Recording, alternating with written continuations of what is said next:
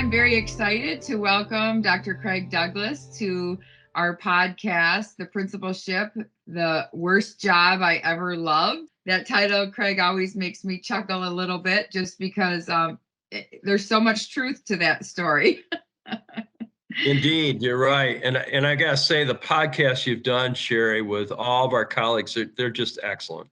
Oh, well, thanks. To me, this is a calling for our work because we see so many people who are leaving the profession or looking for new opportunities because it's hard. It's really hard work, and it takes a toll on you, and people are facing challenges alone. And so my hope is that our podcasts give them support and maybe help them realize that they're not alone in the challenges they're facing. Others have faced and can help them with. You're right. And they are so needed right now, so needed in the field. I work with principals daily, and they are doing great work and are so valued by their teaching staff, their students. Quick story about Bay City Central. A couple weeks ago, they won a terrific game almost at the last minute. I was not at the game, but I read reports on it. And the young man that scored the 2-point conversion to put Bay City Central ahead ran to his principal, Tim Marciniak, and gave him a big bear hug. Oh, that's cool. How many people have that opportunity, Sherry? I mean, the principal is in such a unique situation today, in my opinion. Yeah, and that's an awesome story to hear from a secondary perspective, because I have this opinion that, in the elementary school, kids are much more free with their emotions and free to connect with their teachers or their principal and bring them a flower, give them a hug, say kind things to them. And then also they're in a system for longer. So if you're a first grade teacher, you get to watch little Billy and Susie kind of grow up and find success academically within those years that they're there. And I've often thought, having been a secondary person, that my kids would leave, and I didn't necessarily know that things worked out well for them or that there was reward to the work I was doing. And so it really had to be intrinsic. And I had to really know that in the moment I was doing the best I could for those students, and over time they would grow and change. And so just the idea that he went to hug his principal was that reward that's extrinsic that we don't often see. So that's exciting. And you're quite right. I think it's much more visible in elementary. There's something about the adolescent, and as they age, there's kind of a disconnect in terms of showing some of that connectivity as they morph into middle and high school ages. But I will tell you, as a retiree, Sherry, I've had so many former students of mine that have circled back to me, either in person, I'll bump into them at, say, grocery shopping, or it may be online, a Facebook connectivity. A story from last year, I went to one of our schools that we're assigned to the very first day. And of course, I'm like a new kid at school, right? I don't know where to park. I don't know what to expect. I go in, and here is this faculty meeting that I'm going to join. And one of the teachers said, "Oh my gosh, it's my old principal." And here is a teacher working at Washington Elementary who was a student when I was principal at Lakers. That's awesome. So that connectivity does surface time to time, whether it's the running back that bear hugs his principal or the teacher who remembers her old principal back when she was in high school. It does surface even for us secondary school principals. Yeah, it's not why we do it, but it underscores the value that we had in those kids' lives back in the day. And I think about, to highlight how that connects with our podcasts, really is this idea that if you're early to mid-career, those attaboys from your students are going to be few and far between. And so just know and have faith that you're doing the good work, and it's the long game on that one. It's the long Exactly. I'm going to circle back to, you are so needed as a principal game. today in this era, post pandemic, with all the challenges we have. And I think the mandates are going to ramp up from both state and federal governmental levels. And the principal is the gatekeeper on all those mandates. So your need is clear. And you're right, the rewards may or may not surface immediately, but they will ultimately. So, Craig, one of the things I like to talk about on the podcast when we're interviewing our coaching team who've been school leaders is really, what was the hardest time you ever had, or the roughest thing you ever experienced as a school principal? And how did that impact or change your leadership or your person? And tell us a little bit about that. Assistant principalship, my first role, Oscoda High School, when Wordsmith Air Force Base was still robust and operational. We had 913 students in the high school, and the principal was brand new, and I was a brand new assistant principal. And our mandate was to go in and to restore some expectations of proper student conduct. In other words, kind of lay the law down. Get the behavior under control. You can imagine that was full of pushback from students, from parents, and it taught me resilience, Sherry. I many times were challenged. The worst possibly was late in the autumn of that first year, 3 o'clock in the morning, I could hear a car, and I looked out my back window of my bedroom, and here was a kid backing over my kid's swing set. Oh my gosh. That was a real low point, obviously. And I couldn't understand that kid's motivation. I couldn't understand really why that happened. And what it was, basically, now looking back with the opportunity to reflect over many years, actually decades, the kid he was upset. He didn't want to be told what to do. That's kind of a natural phenomenon for adolescents. They want structure and rules, but yet they don't want to be told what to do, right? It's kind of a paradox. But I was taught resilience, and I was shown support. The very next day, this happened on a late Saturday night.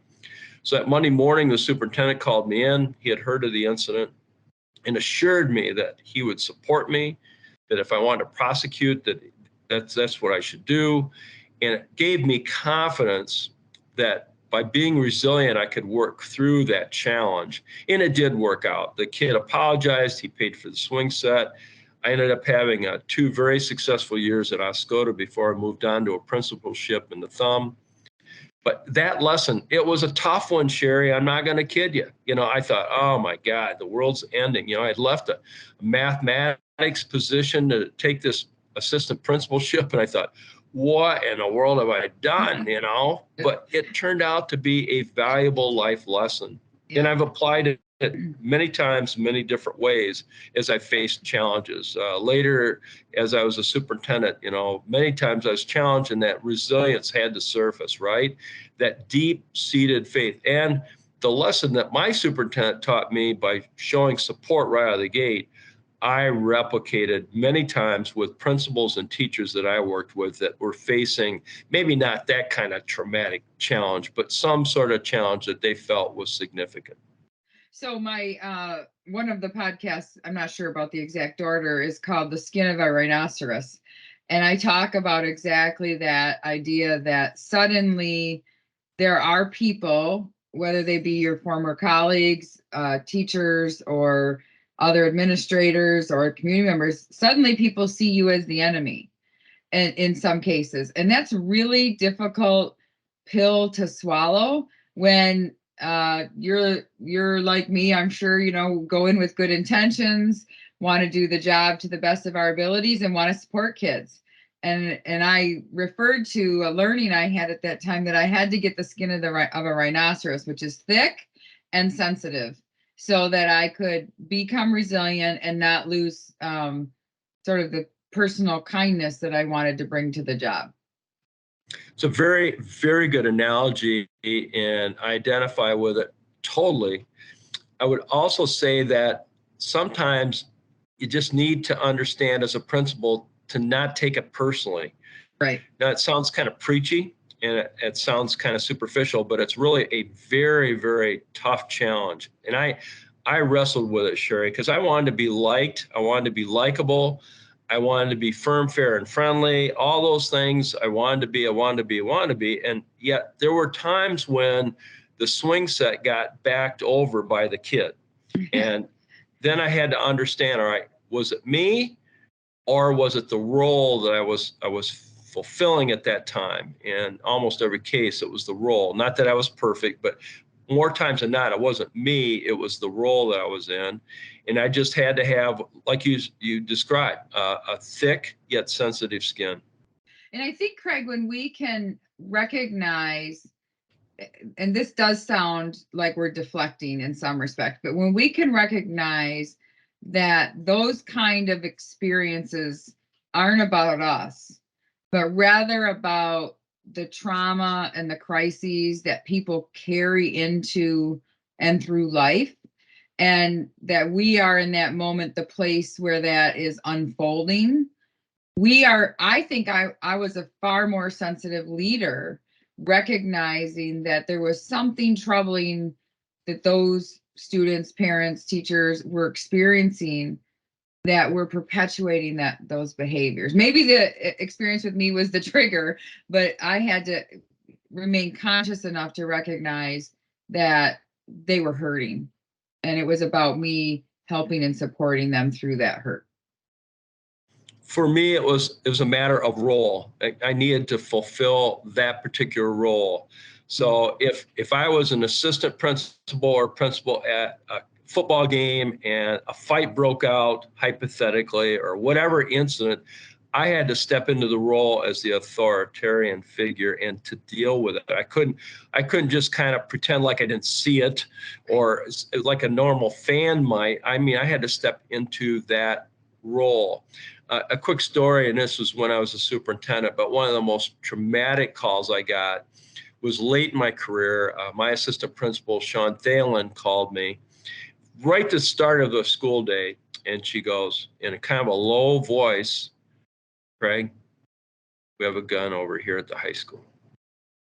And Sherry, my heart raced. I thought, oh my God, is it pointed at her? There was just no context for it, right out of the blue, right?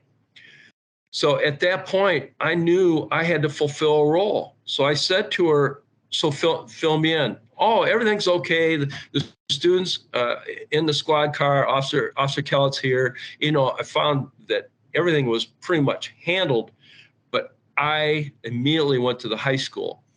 I just felt like that was a role I needed to fulfill, because a gun in a school is like the worst, one of the worst, maybe the worst calls that you can get as a superintendent. And so I rallied to support both the assistant principal and the principal. We put forth a communication plan. In other words, we dealt with it. Why? Because that was the role I needed to fulfill and the role that the principal and assistant principal needed to fulfill. At the end of the day, I had 3 TV cameras that had been in my office, and we informed the public of what happened. Full disclosure, it was painful as you know what, but it was the right thing to do. Why? Because that was the role we had to step into. We had to communicate to the parents and to the students the gist of what happened and how we handled it, so they would maintain confidence in us. That was the role. Yeah. Yeah, definitely some difficult and challenging experiences that come with filling the role. So Craig, what was the highlight? What was the highlight of your leadership experience as principal or superintendent, and the thing that really just kept you going every day, or when you think back to the career, you're like, yeah, that was it. So many, Sherry, so many highlights. And the exciting thing about these jobs is no 2 days are alike. You just never know. And the other thing is, I soon learned you might start the day off really, really great, and it could turn south quickly, or vice versa. It might start really, really badly, and it could it could flip and turn around. Highlights. I'll just give you a couple of snippets. In Carleton football history, we've had an up and down situation, and we had a really good season going in 2008, made the playoffs for the first time. And in 2009, in the opener, we opened on the road at my former school where I was a principal at Lakers. And so I drove all the way over to the Thumb.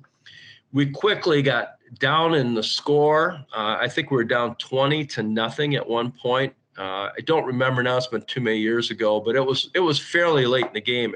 It looked bleak, Sherry, let's put it that way. Well, Carleton rallied, and we ended up pulling out a 1-point victory, 21-20. And I stood along the fence, the same fence I stood along as a principal. And here I was a superintendent. And, I thought, wow, what a great game. And all those emotions running through your mind, right? And all at once, the football coach sent the football team over to where I was standing to say, hey, wasn't that a great game? And I had the opportunity for that shared experience. That was euphoric to me. I did not expect that. The coach didn't have to do that. It was so out of anything I expected to have happen. But that impulsive gratitude and that showing of mutual respect for me, showing the players, I mean, they knew I drove all the way over there, and for the players to show me, it was priceless. I wouldn't trade that moment in my life for anything. And that's just one of what I could say would be multiple opportunities that I had for unexpected gratitude, unexpected rewards, whether it was the applicant to University of Michigan that I wrote a letter of recommendation for. And I will tell you, the applicant was probably a long shot because of a number of factors, but the applicant was accepted. And I would see that person periodically at football games and other events at school throughout her college career. And she every time would say, I so love University of Michigan. And I really appreciate the letter you wrote, Dr. Douglas. All these things, which honestly, Sherry, she made it on her own merit. It was very little what I had to do. But that shared experience and the shared gratitude and the shared respect, priceless, just priceless. Yeah. So one of the things that struck me, Craig, as I was listening to that story is, as the school leader, as a principal, as superintendent, we have to, and even in life, we have to look for those opportunities and recognize them for what they are, because the experience you had with that football team and be part of their win could have been yeah, great, thanks, good job, boys, right? Or it really, you recognize the intentionality behind the coach and the team to include you in that. And it's very powerful. So one, I think pay attention to those things is one of the messages I took away from your story. And then two, that unintentional or that intentionality about gratitude and surprising those that we serve with the same is really important. And, I know as building leaders, we try to support our teachers in traditional ways of, I don't know, I would cook dinner during parent teacher conference week, or I would have a little Christmas get together at my house. And those things are all important and really valuable when it comes to building relationships and community.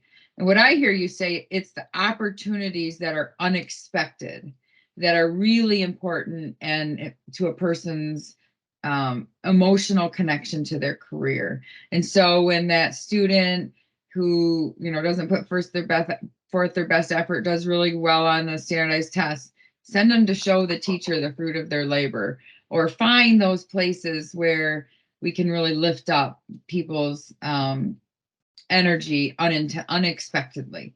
Absolutely right. And understanding that every student that we encounter has potential, and trying to tap the potential and help them reach their full potential is a true opportunity that very, very few people can take advantage of. And there's nothing more rewarding, is there, of seeing that student that you see some opportunity for them and you kind of guide them in that direction and they just hit it out of the park. and they're just so successful. There's just no greater reward than that. Yeah, Craig, I like that you mentioned helping people see their potential. I have this bias or this belief that as educators, it's our job to help every student reach their fullest potential. And I feel that when we miss that mark, we miss as a society opportunities to leap forward, because we don't know which student might cure cancer, which might find life on Mars, which might write the next most beautiful ballad that's ever been written. We don't know. And so it is our obligation and our job to make sure that every student has the right to live to their fullest potential, so that we can all keep moving forward as a society. Absolutely spot on. And I say many times, everyone grows up, but they grow up at different rates. Yeah. And so we have to be extremely patient. That's probably one of the worst characteristics I had early in my principalship experiences. I was very impatient, and I just had to learn over time to become patient and to just give time chance to pass and to nurture and grow within the limits of our context. And by being more patient, I think I became a more thoughtful leader. It's great advice. Be patient. Patient takes time. You can't rush the soup. No, you can't. Well, Craig, I just want to say thank you for your insight and your service to students throughout your career, and now as an IEE coach. We are very thankful to have you on our team and excited about the messages that you shared in our podcast today. Well, thank you. I'm so honored that you had me on. And I say, of all the roles I fulfilled in my educational career, being a coach for IEE is absolutely at the top of that list. It is so rewarding, and the work that we do is so wonderful. And now is the time. Now is the time to utilize the expertise that IEE has to offer, because the challenges, they're not going to diminish. They're going to amp up, in my opinion. Yeah, it's going to continue to be a struggle and be a little bit more of a struggle every day. But we have great leaders in place. I have no doubt that we have the people who can do the jobs. I agree. Thanks, Sherry, so much. Yeah, thank you, Craig. Join us for our next episode of The Principalship, the Worst Job I Ever Loved.